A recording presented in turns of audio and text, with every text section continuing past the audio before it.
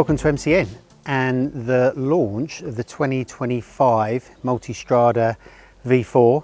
Loads of small updates for this bike that was launched in 2021, had a very minor update in 2022. And all these updates affect the V4, the V4S and the Pikes Peak. The Multistrada V4 Rally and the RS versions are going to stay the same. So we're here in Italy at its world launch and we're halfway through the day. We just stopped for a little bit of pranzo, as they say, and we've got the bikes in two specs. So we've got the bikes kind of in pure road spec. They're all V4Ss, so they've all got electronic suspension, and we've got some with knobbly tyres on and a little bit more of a kind of off-road focused, all of which you can buy in all different packs and accessories and everything, which we'll talk about later on. And we've been riding on lots of different terrain already. We've been up in the mountains off-road. We've been on lots of nice twisty roads. Basically Ducati are kind of demonstrating to us that Multistrada, many roads, it's a bike that can do everything. Now, I'll tell you right now, it's not hugely different to how it used to be, but there are a number of sort of detail changes that if you're thinking of getting one of these bikes, or if your PCP deal is kind of up and you want to get a new one, then it's definitely worth a change. I don't think it's worth running out to the shops to chop your existing Multistrada in for it. But the changes are significant. Most kind of notably is a Euro 5 Plus engine, which all these bikes have to have now. And I guess that while Ducati were doing that engine, they decided to update it with all its kind of clever bells and whistles that it's got on all its new bikes, including the new Panigale V4S. So let's have a little look about what makes this bike tick.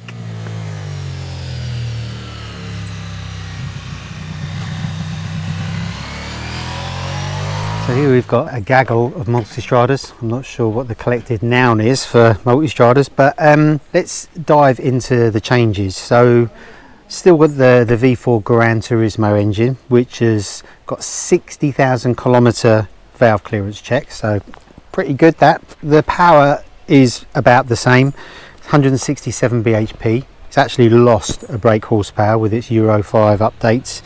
It was 168, and that power's made slightly higher up the revs at 10,750. Still makes the same amount of torque, 92 pound-foot. Again, that's slightly higher up the revs at 9,000 RPM. Kind of one of the big things about this new bike is it's more fuel efficient by 6%, Ducati say, and that's down to its cylinder cut. So the rear cylinders have always cut on this bike in recent times anyway, but now they cut on the move. So when you're riding along at low speed or low throttle openings, it's running on two cylinders basically. And the other big thing on this bike is the fact it has got a rear lowering device. So it's got a new shock at the rear, and it's actually got more preload range. But now when you come to a stop, the bike sinks down between 15 and 30 millimeters depending on how much load is on the bike. And that's obviously going to be quite nice for those that are shorter in the leg. Up front, the forks have now got an internal stroke sensor, so it knows how much is going up and down, and then that information is sent to the rear shock to let the shock know what kind of bump is on its way, and then it can kind of stiffen up or soften off to suit. Other little detail changes, the swing arm pivot is a millimetre higher, which they say improves the anti-squat on the bike as well. Electronics, you've now got front collision warning, which is a little red warning that comes up on the dash if something's approaching you a little bit too quick. And just like the new Panigale V4S, you've got a thing which Ducati call the Ducati vehicle observation. So what that basically does is, it's very clever. It uses all of its existing sensors on the bike, and then it kind of predicts what the forces are acting upon the bike. So that can change a lot of things. Basically that refines all the electronic rider aids, it refines the suspension movement, and it even does things like It knows if you're 1 up or 2 up, so it will change the amount of anti-wheelie, for example. It will change the amount of link brakes, how much braking power to give to the front or to the rear, and just generally make everything a lot smoother when it comes to the electronics. It's also got a new enduro mode, which has got 112 bhp limit, a new wet mode. The lights inside these lights, the actual light shells are the same, but they've got different internals, which they say reduces the kind of shadow at the front of the bike. And then styling wise, it's identical except for this little moustache underneath the lights is very slightly different. So the way to really tell if this is the new Multistrada is that little beak and this kind of black section here. These lights have also got a coming home function, so they stay lit when you turn the bike off, and you can change how long that stays on for. And then ergonomics wise, exactly the same riding position, same bar position, same seat, which is 2-way adjustable. You can get loads of different kind of seats for it, tall, low. You can get a lowering kit for this bike as well. But if you opt for the panniers, whether you go for the plastic panniers or the metal panniers, they've been moved back. These are the metal ones. They've been moved back slightly to give the pillion more leg room, so it should be nicer for pillions on the back as well. And then apart from that, you've got all the accessories, like I said before, that you can get with the bike. You know, it comes in the V4, the V4S. There's a Pikes Peak has got all the similar changes. Obviously the Pikes Peak has got Öhlins, it's got a single-sided swing arm, it's got lightweight wheels, got the same engine. But yeah, we're gonna carry on riding for the rest of the day. We're going to be kind of hopping between the enduro spec bikes and then the normal road bikes.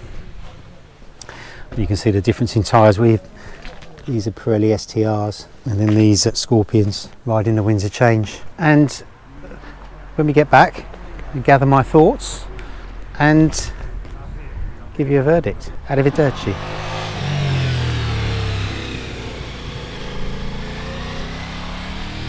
So it's the morning after, the day before, and I've had a chance to think and write about the new Multistrada V4S. So I suppose before we talk about the new bike, let's talk about what we already know about the Multistrada V4. Now, as I mentioned earlier, it came out in 2021, had a very light update in 22. It's an interesting one. It was eagerly anticipated when it came out, and it ticked all the boxes. It's loved by everybody, from journalists to the owners. It's Ducati's best-selling bike. It delivers everything it's set out to deliver. It offers superbike performance. It's very comfortable. It's full of technology. It gives you that special Ducati feeling when you ride it.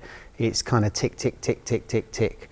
So there wasn't a lot wrong with the Multistrada to begin with. We've group tested it against lots of bikes over the past few years. It's generally come out very well. Sometimes it gets beaten. I did a test a few years ago when I put it up against an R1250 GS, and we preferred the BMW. The Multistrada's got a few little quirks in my opinion. It's not the most comfortable bike. You get sore bum after a few hours. Like all tall rounders, the screen can be noisy in certain wind directions, certain wind speed, if you're a certain height rider. There's no question it handles superbly, it stops really well, but it's quite a lofty bike, it's quite a soft bike, and when you get on for the first time, it can feel a little bit unwieldy and a little bit, you know, bus-like, a bit blancmangy. That's not to say it doesn't go exactly where you want it to go, and you know, it just corners beautifully, but it takes a while to kind of get used to it. And I think that a GS or even S1000XR handles more precisely. It's got a little bit more stability. The Ducati moves a little bit more, but it's still a great handling bike. It's no surprise that with just little detail changes for 2025, the new bike is kind of much the same. And you know, all these little tweaks, you can't, if you were to jump on this bike and not know it has changed, there's nothing that really stands out to you as being kind of new or improved. All the changes are quite subtle. We rode it for a good chunk of time on normal roads, Ducati also let us take it for an 11k off-road section, which was relatively simple. A few little rocks here and there, mostly gravel tracks, just to show that the Multistrada can do every road. Now it's got a 19-inch front wheel. You can put dual purpose tyres on it, and it kind of handled okay. But I guess the question would be, if you're going to take a Multistrada off-road, you'd probably opt for the rally version. Although you can turn the standard Multistrada into quite a capable off-road bike with all the different packs that you can get. We kind of had an adventure pack on our bike with spoked wheels, knobbly tyres, that kind of thing. And when you stick it in enduro mode, it's relatively capable. Although I've got to say, the elephant in the room is it's still a big, heavy, very expensive bike. Would you really take it off-road? You know, I think you really need some skills to have the confidence to take it off-road and then bring it back in one piece afterwards. I know I prefer something smaller off-road. So there are a lot of detail changes, as I said. So let's pick out a few real standout detail changes which I found really interesting. And the first one, which is probably the most significant, is its lowering device. So that works on the rear shock. The GS has got it on both shocks because it's got a telelever front. It hasn't got telescopic forks, but the Multistrada just works on the rear shock. In 2022, Ducati offered a lowering device where you press a button on the dash and the rear preload wound off the shock and sat down at a standstill, but that was kind of manually adjustable. Now it does it all automatically. Now the shock has got more preload in it, and so the shock drops a lot further, and it does it automatically. So as you pull up to a stop from 6 miles an hour, it starts to sink, and then when you get going again up to 30 miles an hour, it starts to jack up again. Now it's very difficult to detect the bike actually doing it. It's very, very smooth, which is really, really good. All you know is that when you come to a stop, you think, I can get my feet down. And I don't have a problem with tall bikes anyway, because I'm 6 foot tall. But just to give you an idea of how low the Multistrada sinks, I can get both of my feet flat on the floor with my knees bent. So at a standstill, it's a proper low rider. Even though the bike's quite lofty, when you're out on the road, come to a stop and it shrinks, which is going to be really good for smaller riders. The other interesting thing is regarding the rear cylinder cut. So the Multistrada has always dropped its 2 cylinders when it's at a standstill to keep the heat down, but now it does it on the move as well. So when you pull away up to a certain speed, up to a certain throttle opening, the bike stays on 2, so it's a parallel twin. That technology comes from the Diavel V4 and the Multistrada Rally. Again, it's very difficult to detect because this engine is a V4, as we all know. It's derived from MotoGP, as we all know, and it's got a twin pulse firing order, so it's kind of a big bang. So this engine deliberately is designed to feel like a twin. It even sounds like a twin. It doesn't really yowl like a V4 Aprilia, for example, or a MotoGP bike, but it's very twin-like.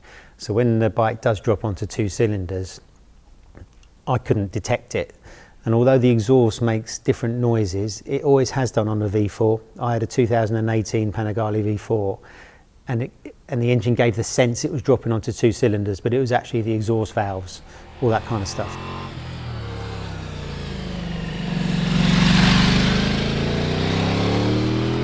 So it's very difficult to detect it dropping onto 2 cylinders. But Ducati say because it does, it improves fuel economy. So they now claim 43 mpg, 6% better fuel economy, which is going to be useful. But we'll have to put that to the test when we get these bikes in the UK and fill them up and see actually what they'll do to the gallon. One of the other really interesting things about the new Multistrada is that it's got a new ABS mode. So as before, you've got an ABS mode where you've got linked brakes front to back. You've got an ABS mode where you've got front ABS only and no rear, so you can skid it about off-road. But now there's an ABS where it's linked but from back to front. So what happens is you leave the front brake lever completely alone, you press the back brake and it operates both brakes. So Ducati say this is for kind of town riding, slow town riding, if you've got pillions to make the ride smoother. We all know that you need to use a lot of back brake if you're carrying a pillion, just because it keeps the bike flatter. So in theory, that's a really, really good idea. In practice, I've got to admit, I didn't really like it. You know, on these launches we're mainly going through bendy roads. There is some motorway, there is some town, but it's mainly mountain roads, which is lovely. And I drag the back brake into corners quite a lot. And when you drag the back brake into a corner with this new system, you can actually feel the front brake lever go stiff where it's operating the front brake, and it actually gives me too much front brake. So it's a little bit too aggressive as well, especially when you're stamping on the rear. So, you know, if you don't ride like that, if you don't drag the back brake, maybe this system could be good. A lot of my fellow road testers here on the launch said they liked it. They just didn't touch the front brake lever at all when they're going through these bends. They just used the rear. But for me, it didn't really work. But for you, it might sound fantastic. So it's an interesting part of the bike that's worth giving a go. And then you've got the engine brake control system, which might not sound like a lot, but on the original Multistrada, there was quite a lot of engine braking, which again, if you're going through sets of corners, on and off the throttle, you'd get quite a lot of braking force from the engine, which became quite irritating sometimes on certain bits of road. But Ducati have addressed that, and now there's a 3-stage engine brake control. So like I said at the beginning, the Multistrada V4S 2025 model isn't too different from what's gone before. So really it's not worth rushing down to your local dealer and trading your old Multistrada in for the new one. But for those riders, when it's time to change and they want another Multistrada, I'd say it's well worth getting. I wouldn't say that the bike is different enough that if you already like another brand of bike, it's worth changing, because it's still very, very similar.